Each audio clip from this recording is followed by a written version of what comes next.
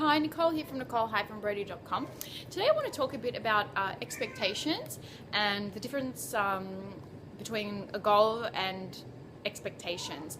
And I feel that sometimes we set up ourselves unrealistic expectations, and it can be quite detrimental to what we want to achieve. For example, setting a goal is something that you do and you work towards it. And usually with expectations, we seem to set ourselves unrealistic expectations, which can sometimes be, can mean that if you don't achieve them, the feelings associated with not achieving can direct you to quit or to feelings of failure, when really you're not failing, you're just not exactly where you thought you would be at that time. So for example, let's just use an analogy for soccer players. You'll notice how the fans, if their team goes for a goal and they don't get it in,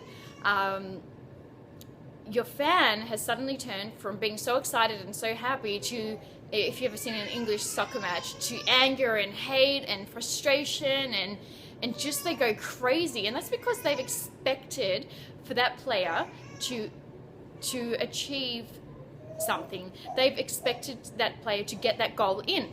And what they don't realize is that player is vulnerable to many different variables. It could be the weather, the wind, how he's feeling. He could be sick, he could have an injury, something could have happened to one of his friends that died, or you just don't even know. It could be a million things. So basically, the goal that he wanted to get, you know, if he actually doesn't get the ball in, it's not that he's going to quit and never do it again. He knows himself that he's set a goal and he's going to literally aim to achieve that goal. And if he doesn't get it in, it's not a failure, so to speak. It's just something he might need to work on, and next time he's going to try again. And he just keeps, that's why the game keeps going. They don't just, if they miss, they don't just stop and say, okay, the game's over, we didn't get that goal in, and now it's over.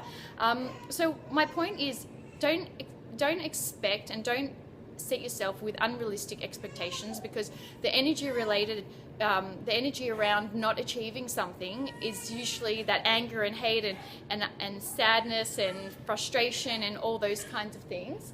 Sorry, my baby's crying in the background. I should probably go to her. Oh, here we go again. Sorry, I had to stop the video for a second. My darling was face first in her drool. She's just starting to find her feet.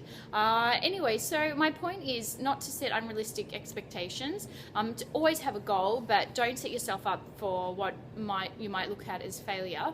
And just remember that in order to succeed, I really do believe that you need to fail, and that really does build our inner strength.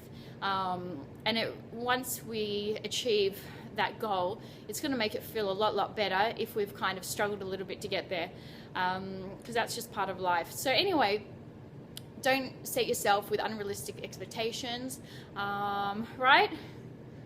Anyway, so we'll see you guys tomorrow. I hope I made some sense. It's a bit hard to focus sometimes with the baby in the background, and I'll see you next time, or tomorrow. Bye.